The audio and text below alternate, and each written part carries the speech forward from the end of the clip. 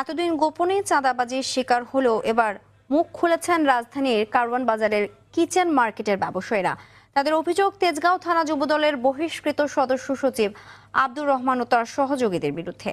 Kitchen মার্কেটের স্থায়ী 832টি দোকান থেকে চাঁদাবাজির পাশাপাশি অস্থায়ী দোকান থেকেও চাঁদা আদায় করতেন আব্দুর রহমানরা। আর চাঁদা না দিলে দোকানে তালা লাগানো, ব্যবসা বন্ধ করে দেওয়া সহ দিত হত্যার হুমকি। মেহেদী হাসান সুজনের ক্যামেরায় দেখুন এয়ার বাদলের ধারাবাহিকের আজ প্রথম পর্ব।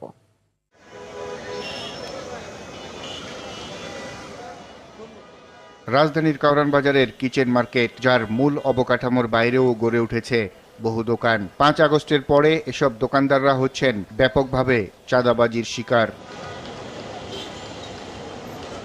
মাছ বাজারে বটি নিয়ে বসে মাছ কেটে জীবিকা নির্বাহ করা এসব ব্যক্তিরাও বাদ যাননি চাঁদাবাজি থেকে। বটি হিসেব করে প্রতি মাসে চাঁদা দিতে হয় তাদের। আমি মাছ কাটি, ওই 80 মহিলার টাকা 45,000 টাকা আইতো, এন থেকে 20,000 টাকা আমরা পাইতাম, আর 25,000 টাকা ওরা নিয়ে যেত।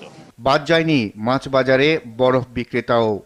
বরফ ব্যবসায়ী 5 তারিখের পর থেকে এককালীন 40,000 টাকা নিছে রহমান, আব্দুর রহমান, এবং প্রতি মাসে 10,000 টাকা করে নিছে। আমার এটা দ্বিতীয় না দিলে তুমি থাকতে পারবে না, মার্কেটে ব্যবসা বাণিজ্য করতে পারবে না।